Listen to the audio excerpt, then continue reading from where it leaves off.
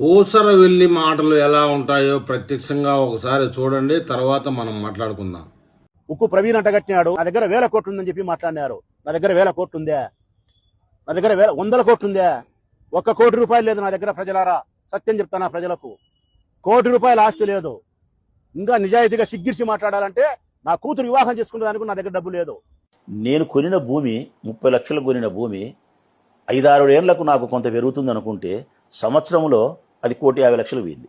కానీ అది సంవత్సరానికి పెరిగింది. 1,50,00,000 అమ్మినా నేను 60 ఎకరాలను 30 లక్షలు కొన్నా. అంటే దాదాపు 70 కోట్లు ఒక్క భూమిలో లాభం. ఒక చోట పోయి 1 ఎకరా 16 కోట్లు అయితే కొన్నా. ఎకరా 16 కోట్లు కొన్నారు. అది ఇప్పుడు 40 కోట్లు అడుగుతున్నారు. ఇంకొక చోట ఎకరా 50 లక్షలతో కొన్నా. సంవత్సరానికి 1,70,00,000 పోయింది. అది మీతో మస్తు షేడ్స్ ఉన్నారా నీలా? అబ్బో కమలాసన్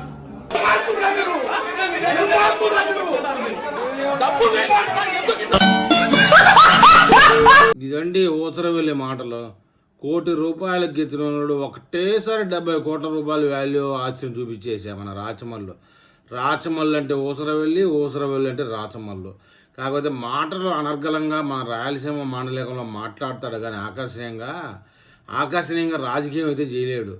నానా రకాలు మాట్లాడతాడు. వైసీపీ లేపడం కోసం, జాకీలు పెట్టి లేపడం కోసం అని అనకన్నా బాహుబలి సినిమాలో శివలింగాన్ని మన హీరో ఎలాగైతే లేపుతాడో అలా లేపడానికి ప్రయత్నం చేస్తాడు.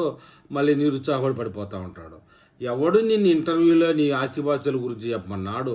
అంతలెక్కి ఇంకొక ఇంటర్వ్యూ లేకపోయి నాకు 70 కోట్లు 700 కోట్లు వచ్చాయని చెప్పడం అన్నాడు. ఇట్లనే కదా పరువు తీసుకునేది రాచమల్లు గారు.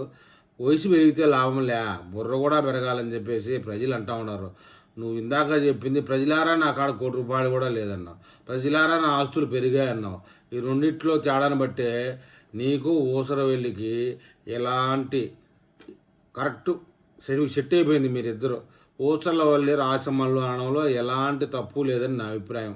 మరి ఈ అభిప్రాయం మీద మన ఏపీ ప్రజలు ఏమని కామెంట్ చేస్తారో చూద్దాం.